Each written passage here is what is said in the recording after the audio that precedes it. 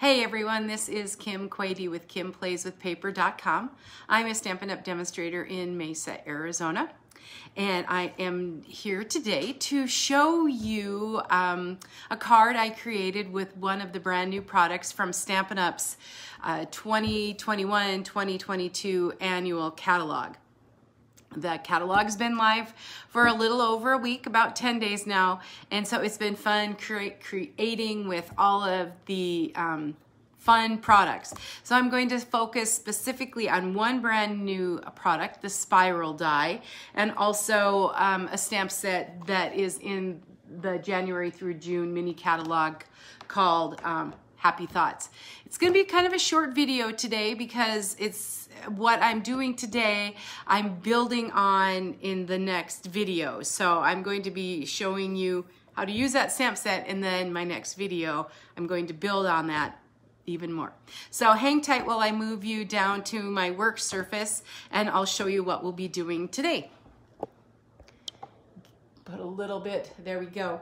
So what I'm going to be working with is on page 118 in Stampin' Up's catalog. It's on the bottom. It's called the spiral die. And here is the case for that.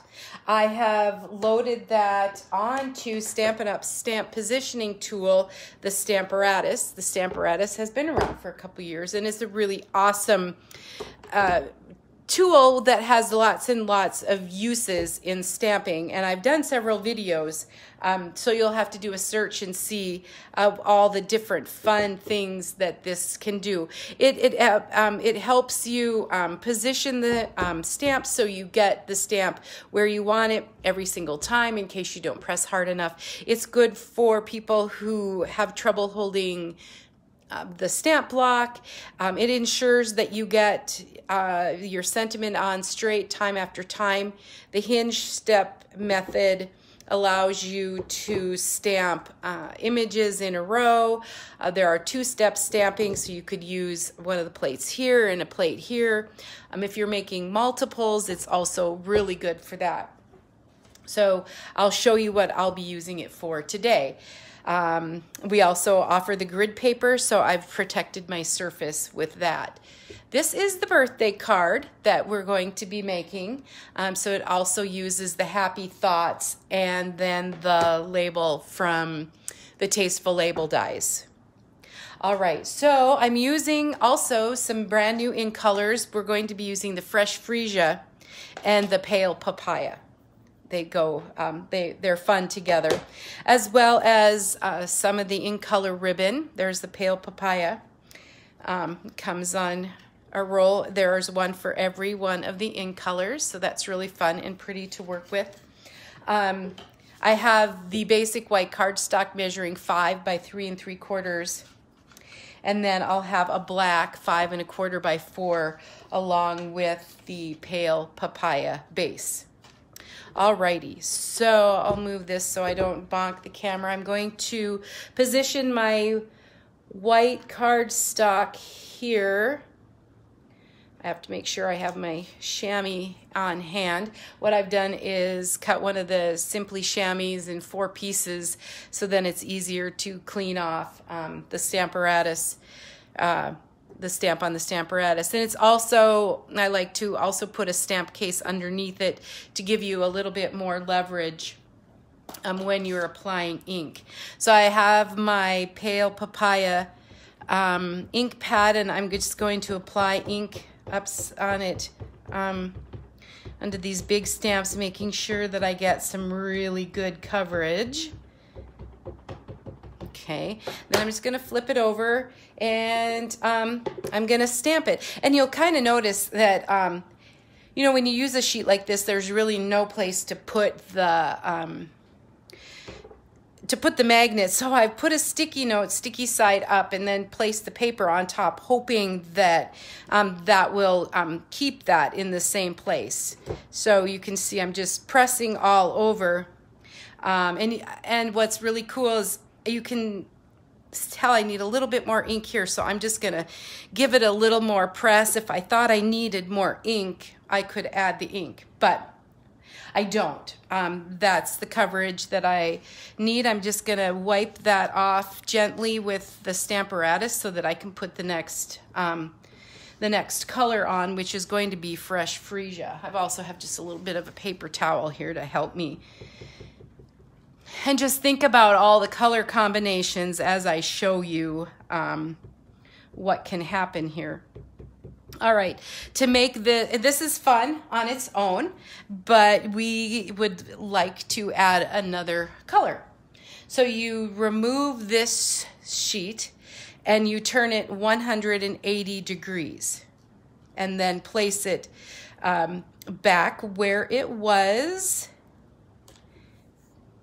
And then you ink up the other color. Let me move that, and you might be able to see it a little bit better, which is our Fresh Freesia. So I will apply, put the Fresh Freesia on there,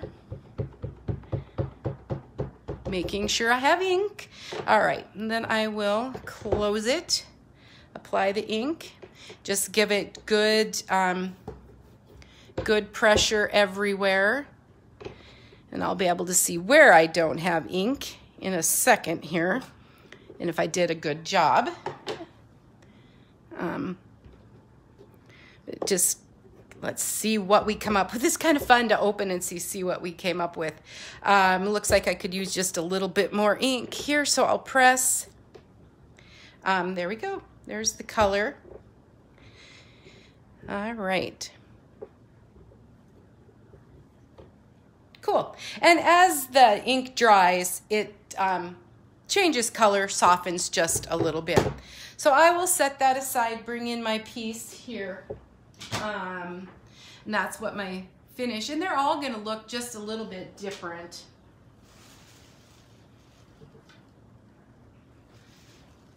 And this is another different color combination I made. So you know, with the 4th of July coming up, you could use a red and white, just lots and lots of different things you can do. So we'll just move along and make this really quick and easy birthday card now that you saw how to work that spiral die. So I'm just going to use my Stampin' Seal Plus and apply adhesive to the back of that white card stock that's been stamped. Put it onto my basic black. If you remember, that's 5 1/4 by 4. I have my ribbon, and I'm using the pale papaya. It's about 8 inches. It's probably a little more than I need. I'm going to just put a glue dot on one end of the ribbon, on each end of the ribbon actually. I'm making what I call my faux bow, my fake bow. I almost like that Fresh Freesia ribbon a little bit better, but I thought I would try something different for this card. You never know what's going to happen until you give it a try. So that's, if you can see, I put the glue dot on each end and then just wrap the ribbon around. I'll use my Stampin' Seal Plus to affix that to my pale papaya base. So if you could make just a bunch of these cards in a short amount of time. I would do all of one color first, and then I would switch over and do the other color second. I have already pre-stamped the happy birthday from the Happy Thoughts stamp set onto a label from the Tasteful Label dies. I stamped that in the Fresh Freesia. Again, just trying some different color combos to see what will happen.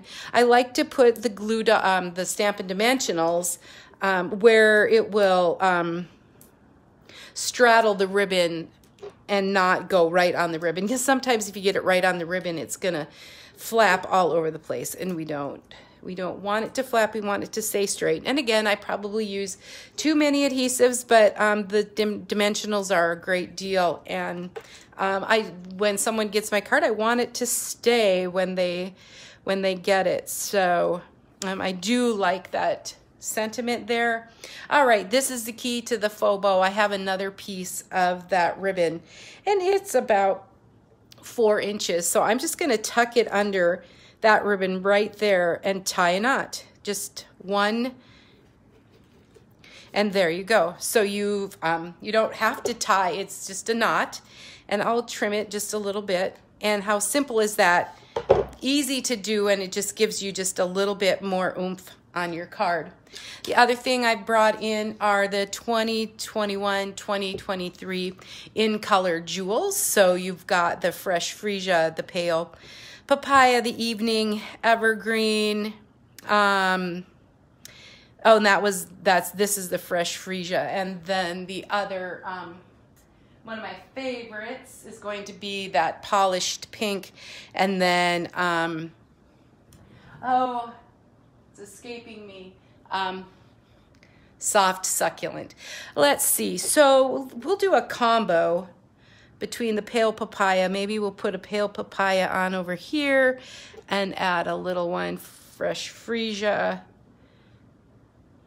over here. Just fun to play with these as well.